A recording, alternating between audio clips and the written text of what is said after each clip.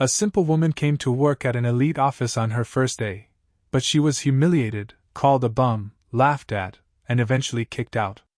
However, the millionaire owner of the company saw what happened and gave her a chance. Within just a few hours, she did the unimaginable. She closed a $7 million deal. After that, everything changed. The first thing they saw was her coat. It was wool, frayed at the cuffs, sun-faded at the shoulders, and altogether wrong. In the lobby of Walmart Global, the sleek Manhattan fortress of a trillion-dollar empire, her coat looked like a crime scene. Everyone wore black cashmere and wool blends so fine they whispered when they moved. Hers shouted, Ma'am?" The security guard at the turnstiles looked up from his tablet, squinting at her thrift store aesthetic. "Deliveries go around back." Lena Hayes blinked. "I'm not delivering anything," she said softly, reaching into her purse. She produced a lanyard, its clip rusted, but the ID card was real. "I'm starting today. Executive assistant to Ms. Wynne." He stared. Behind him, a receptionist in stilettos smirked. "You sure about that?" Others slowed. A man in Tom Ford shook his head, muttering, "God, they're really lowering standards." Two interns snickered behind their coffee cups. One pulled out her phone and began typing. "Just stand over there," the guard muttered, pointing toward the edge of the lobby, as though proximity alone could infect the granite floors. Lena obeyed.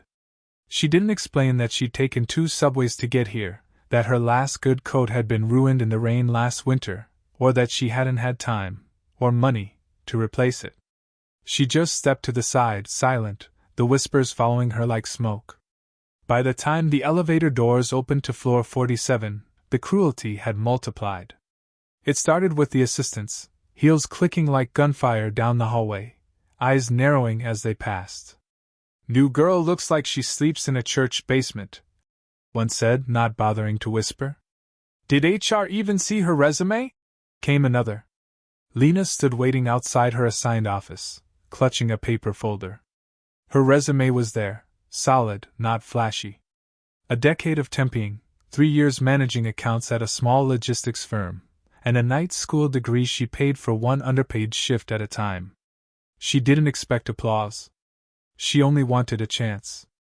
But the real blow came when Ms. Wynne appeared, sleek, silver-haired, tailored in all the places Lena's coat hung loose. She took one look at Lena and frowned. "You're the temp?" she asked, her voice coated in skepticism. "No," Lena said. "You hired me last week. I signed off on a file," Ms. Wynne replied coolly. "Not a fashion rescue case." Laughter rippled from the cubicles. Then came the moment that broke her. A man from the marketing team passed by, glanced at her, and said to no one in particular, "Is that a new cleaning lady? Should we call maintenance?" They all laughed. Even the intern with braces. Someone actually clapped. "Security," Ms. Wynne said, waving 2 fingers without looking. "Escort her out." And so, coat still on, resume still in hand, Lena was led back toward the elevator. She said nothing, didn't cry, didn't yell. She only looked up, once, as the top floor lit up. The 50th, CO level. She'd never see it. Or so they thought. What they didn't know was that Andrew Vale, the man whose name was etched in steel on the building's facade, stood inside the elevator. The CO. The man whose decisions moved markets and built empires. And he had seen every second of it. He didn't speak, not yet, but his eyes followed Lena as the doors slid shut. When the elevator doors closed behind her, they laughed harder. "Did you see that coat?" one assistant gasped, tears in her eyes. "Looked like something rescued from a fire sale."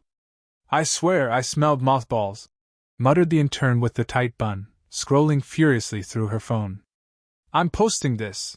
Caption it homeless chic. Corporate edition." Even Ms. Wynne chuckled as she smoothed her blazer and turned back toward her corner office. "I don't care whose name was on that resume.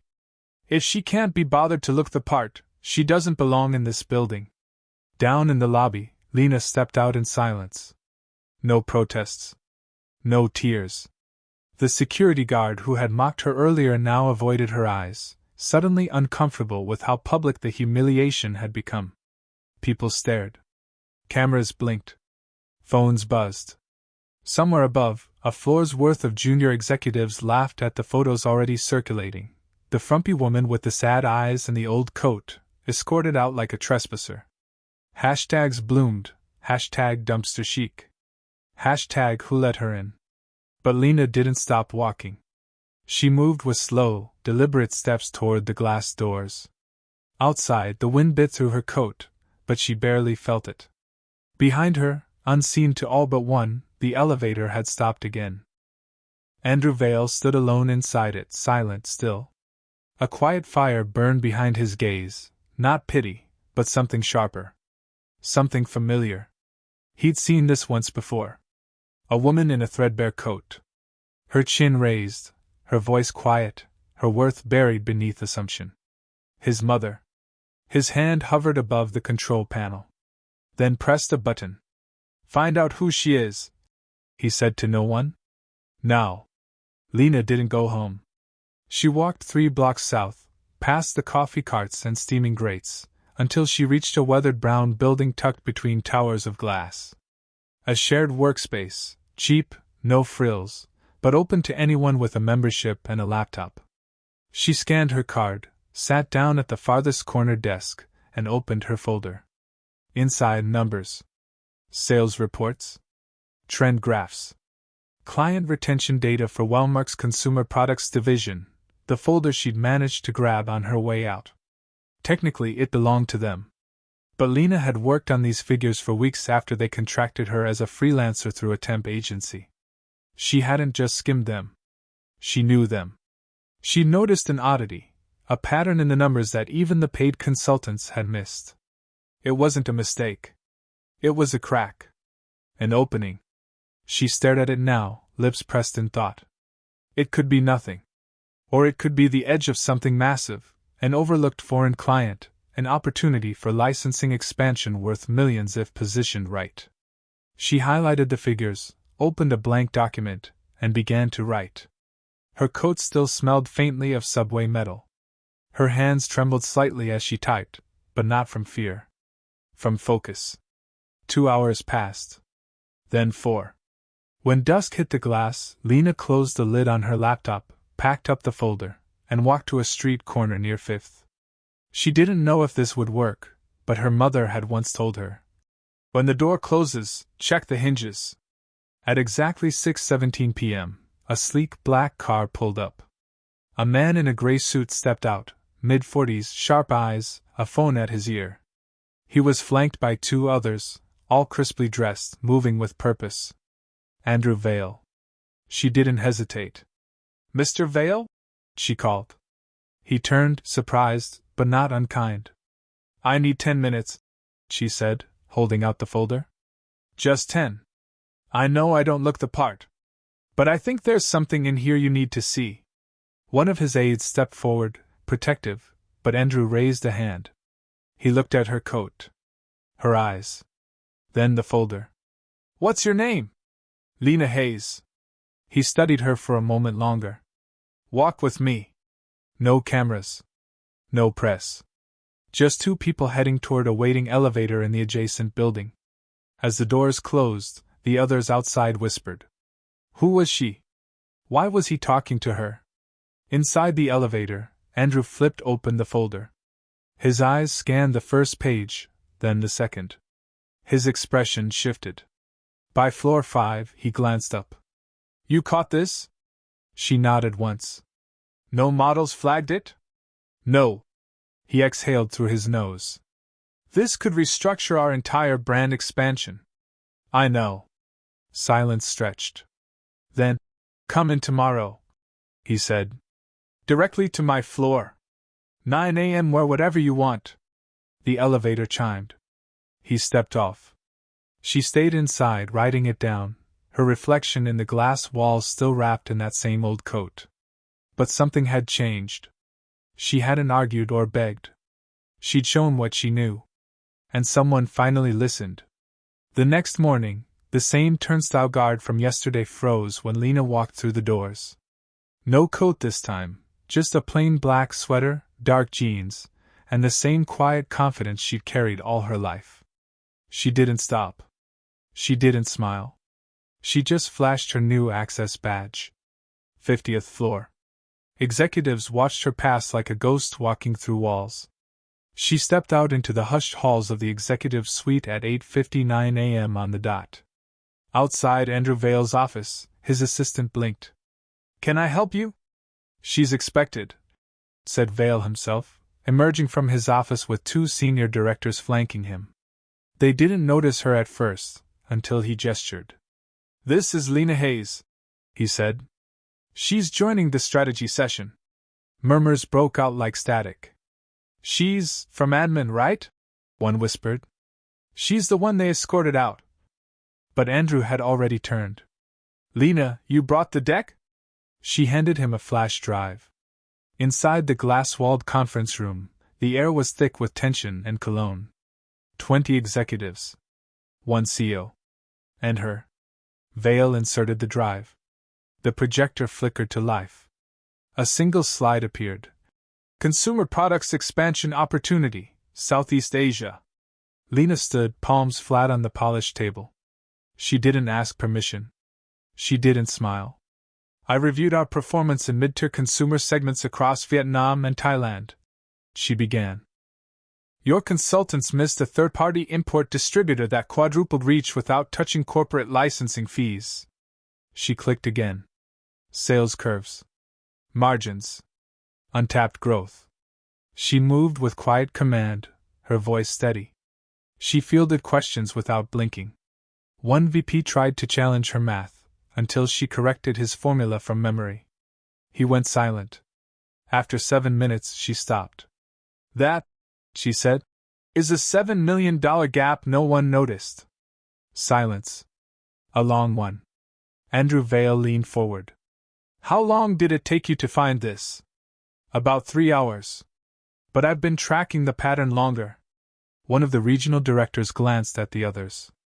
"That can't be right." "It is," Vale said. "I confirmed the import data last night." Another executive leaned back in his chair, face pale. "Jesus," someone whispered. Andrew turned toward the glass, then back to Lena. "You just earned more in one pitch than some of them do in a quarter," he said. "How'd that feel?" Lena's face didn't change. "Expected." And for the first time in that room, no one laughed. When she stepped back into the hall, the same assistants who'd mocked her days ago froze mid-sentence. She didn't look at them. She didn't need to. They watched as she walked into Vale's office, and the doors shut behind her. By Monday morning, Lena had an office. Not a cubicle. Not a borrowed desk. An office. Frosted glass. Her name on the door, Lena Hayes, Special Projects, Office of the CEO. The whispers spread like wildfire. Assistants who'd sneered now knocked with forced smiles. The same intern who posted #dumpster chic dropped off coffee with trembling hands. Lena didn't scold her. She didn't even look up.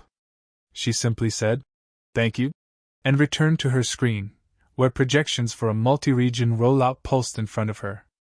Andrew Vale moved like a man who'd found a new compass. "Start clearing your afternoon schedules to Lena," he told his team. At meetings, he deferred to her. Asked her thoughts first. Let her speak when others stumbled. When an investor call ran long, it was Lena who negotiated a pause that saved the firm millions in compliance risk. Ms. Wynne watched it all unfold from the shadows of the executive boardroom. Her jaw clenched tighter each day. "She's temporary," she hissed to another VP. "This won't last." But it did. Because the board started asking for Lena's input. Because the expansion model she built outpaced 3 years of internal forecasting. Because, quietly and efficiently, she'd become indispensable. One afternoon, Andrew stood outside her office with a rare grin. "Want to come with me to LA next week?" he asked. "We're meeting a client group. They want the person who found the missing millions." Lena nodded. "Pack light or pack smart?" Andrew chuckled. Smart. Like always. Downstairs, someone clicked shut their laptop and muttered, "You see that? She's running the damn place now." They weren't wrong. And Lena hadn't changed. But the way they looked at her had. By the third week, the fear turned to fury. "She's not even from an Ivy," someone hissed near the elevators. "She doesn't belong here," said another, scrolling bitterly through Lena's LinkedIn. Bare bones, no photos, no prestige. It didn't matter that she'd saved the company millions. Or that Andrew Vale now requested her by name for every meeting. To them, Lena was still the girl in the thrift store coat who had somehow tricked the system. Ms. Wynne made the first move. She summoned Lena to a performance review that wasn't on her calendar. When Lena walked in, 3 senior staff were already seated, their eyes sharp and cold. "We've received questions," Wynne said, voice honeyed with menace. "About your background. Your credentials. Your sudden rise." Lena blinked, slow and steady. "My credentials were verified during onboarding. As for my rise, perhaps you should review my last presentation. Or ask Mr. Vale." That name, Mr. Vale, hung in the room like a sword. Wynne's lips tightened. "Some people are wondering if you and Mr. Vale have an understanding." Lena paused. "We do. He listens. I deliver. That's the entire understanding." Behind her, one executive squirmed, guilt prickling his skin. Because Lena had caught a miscalculation in his forecast last week. Quietly. Without fanfare. "I see," Wynne said, pushing back from the table. "You may go." But the ambush didn't stop there. Later that afternoon, Lena found her inbox flooded with oversight, emails, missed invitations, duplicate requests, irrelevant chains looped in to overwhelm.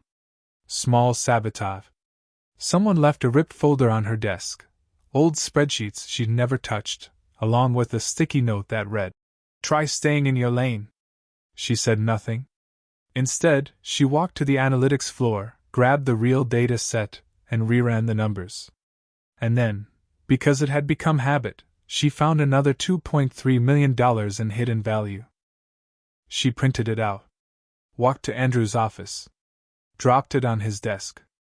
He flipped through it, paused, and looked up. "You always this fast?" She didn't smile. "Only when people are trying to stop me." That night, as the office lights dimmed, Lena passed the hallway mirror. She paused. The reflection looked the same, plain sweater, tired eyes, simple hair. But something deeper had shifted. She wasn't surviving anymore. She was building something. And no one saw it coming. The email was marked urgent, CO request, board prep tonight. It came from Vale's own address. Or so it seemed. Lena opened it, scanned the attachment, a 30-page slide deck riddled with inconsistencies. She frowned. The numbers were off. Sloppy. Unprofessional. Not Andrew's style. But the timestamp was recent. And the request clear, send final to board alias by 5 p.m. It was 4:17.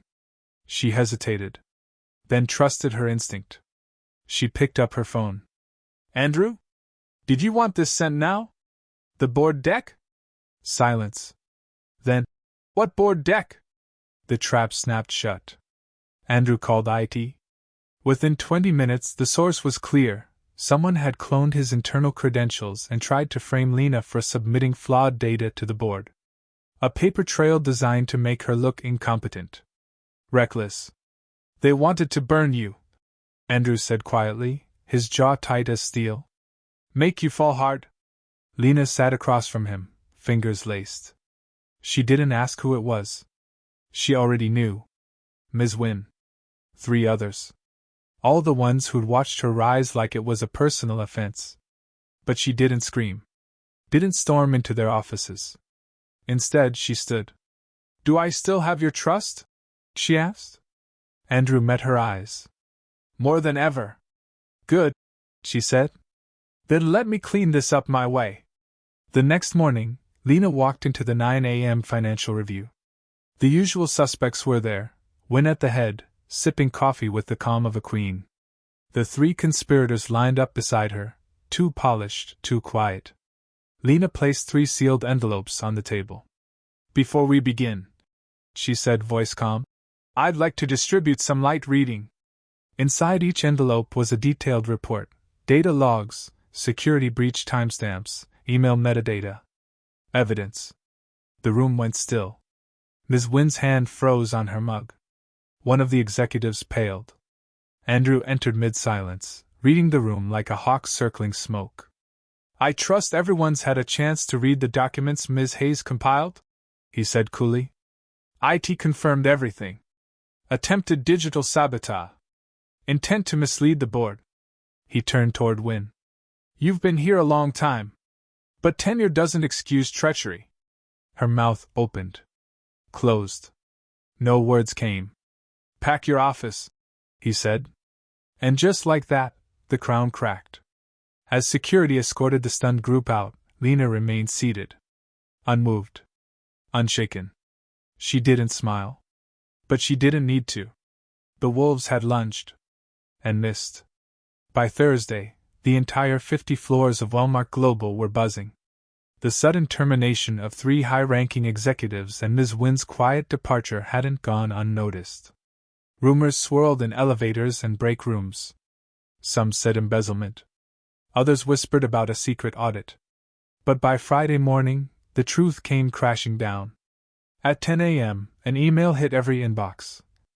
"All staff town hall, 11 a.m., main auditorium. Attendance mandatory." The room filled like a stadium. Assistants, partners, interns, some of whom had laughed when Lena was escorted out weeks ago, now leaned forward, waiting. Andrew Vale stepped on stage alone. He didn't smile. "I'll be brief," he began. "Some of you know Lena Hayes. Some of you think you know her. But none of you, none of us, knew what she was capable of until we tried to bury her." Murmurs rippled. "She came here to work," Andrew continued, "and was mocked for a coat. A coat.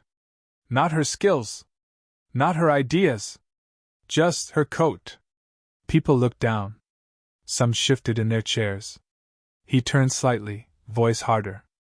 "She delivered a $7 million expansion plan in one afternoon. She exposed internal fraud. She corrected senior leadership's errors quietly, competently, and without ego. The kind of leadership this company claims to value." A beat passed. Then, "Effective immediately, Lena Hayes is being named Chief Strategy Officer." Gasps. Audible. Real. "She will report directly to me. And starting Monday, every division lead will meet with her, on her schedule. Not yours." Behind the curtain, Lena stepped into view. No announcement. No spotlight. Just presence. She walked to the center of the stage and stood beside Andrew. Some in the crowd cheered. Others stared. A few hung their heads. Lena scanned the room. Row by row.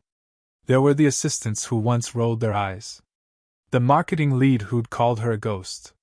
The interns who'd posted pictures of her shoes. She didn't look angry. She looked steady. "This isn't revenge," she said, her voice low but clear. "It's correction." And the room fell quiet. "I'm not here to humiliate anyone. I'm here to help us build something better, if you're willing." A long pause. Then someone clapped. Then another. And another. Until the room roared, not out of fear. Out of awe. Because they weren't just witnessing a promotion. They were witnessing a reckoning. By the following quarter, Wellmark Global looked different. Not in its steel bones or glass elevators, but in its rhythm. Gone were the long-winded memos and pointless layers of approval. Gone was the unspoken hierarchy that placed polish above purpose. In its place was something sharper, quieter, and infinitely more dangerous to the old guard: clarity. Lena had rebuilt the strategy floor with a scalpel, not a hammer. She hired 3 analysts, not from Ivy Leagues, but from overlooked community programs, from night schools, from lives that knew what hunger and hustle looked like. She didn't ask where they summered. She asked how they solved. And every week, she sent Andrew Vale a 1-page brief. Bullet points. Cold facts. No performance. Just answers? I've never seen the executive floor this focused, his CFO whispered one day. Andrew smiled. That's because we finally hired someone who doesn't give a damn about being liked. But not everyone adjusted. Some resisted, quietly, through whispers and doubt. Until Lena walked into a quarterly meeting with a breakdown of legacy contracts that had been draining $4 million a year. She paused at the podium, clicked her presentation shut, and looked out at them. Question, she said. How many of you reviewed these agreements in the last 5 years? No hands went up. Exactly, she said. You gave away power because you assumed someone else would protect it. She stared them down, VPs in suits worth more than her first car. Not anymore. No one challenged her after that. But Andrew did. One evening, after a particularly brutal acquisition meeting, he poured her a drink in his corner office and asked, What do you want next? Lena didn't answer. I'm serious, he said. The board's been watching. They're asking when I plan to name a successor. She turned to him slowly. You mean? Yes, he said. I mean CEO. Silence stretched between them like a high wire. You built something here, he added. Not just strategy. A new culture. A new way to lead. I trust you with it. Lena looked down at the city below, its lights, its engines, its endless motion. She thought of the coat she'd worn in her first week, folded now in her closet like a reminder. She thought of the laughter, the mockery, the sticky note that once read, Stay in your lane. She had. And she'd widen the lane until it became a road. I didn't come here for a throne, she said finally. I know, Andrew replied. That's why you deserve one. She said nothing more that night. But as she left his office, every assistant in the hallway stood as she passed. Not out of fear. Out of respect. 1 year later, the plaque on the CEO's office read, Lena Hayes, Chief Executive Officer. Wellmark Global. The old guard called it the quiet coup. But there'd been no coup. Just competence. Just consistency. Just truth, showing up every morning at 6:45 in a sweater and walking past people who used to laugh until they didn't. Under Lena's leadership, the company's value rose by 12%. Not because she made bold headlines, but because she made no assumptions. She asked questions no one thought to ask. She listened to people no one saw. And slowly, the building changed. Not just its numbers, but its reflection. Receptionists now wore Converse if they wanted. Coders brought their daughters to work. The marble floors were still cold, but the culture wasn't. And Lena? Lena kept the old coat. Not in her office. Not on display. But in her car, folded on the passenger seat, just in case the day ever came when she'd need to remind someone, herself included, what resilience looks like on a hanger. One rainy Tuesday afternoon, a visitor came. A young woman. Nervous. Awkward. Her blazer slightly oversized, resumed trembling in her hand. The front desk called upstairs. She says she's here for a walk-in. She doesn't have an appointment. Lena, without missing a beat, said, Send her up. The woman entered the top floor slowly, unsure. When she saw Lena, realized who she was, she flinched. I'm sorry, I didn't know I'd be meeting with. It's okay, Lena said, offering her a chair. What's your name? Maria. Maria Kent. I applied for the data internship, but I never heard back. Lena looked at her resume. No pedigree. No fancy school. But a neat line caught her eye. Taught myself SQL while working overnight shifts at a gas station. She looked up. Maria was still fidgeting, waiting for the moment she'd be politely dismissed. Tell me, Lena said. What made you come here today? I guess, Maria swallowed. I figured the worst thing you could say was no. Lena smiled. A small, almost imperceptible curve of her lips. No, she said gently. The worst thing I could do is not see you at all. She stood and extended her hand. Welcome to Wellmark. Downstairs, a few senior staff gathered around a window, watching Maria leave the building an hour later, eyes wide with disbelief and hope. "Who was that?" someone asked. "Just another nobody," a man muttered. But the woman beside him shook her head. "No," she said. "That's how legends begin." Upstairs, Lena stood at her window. The city churned beneath her. The same sidewalks where she'd once walked, invisible. Now, her name was on the glass. But her strength? It had always been there, quiet, worn, and absolute. Like the coat in the passenger seat. And the fire that no one saw coming.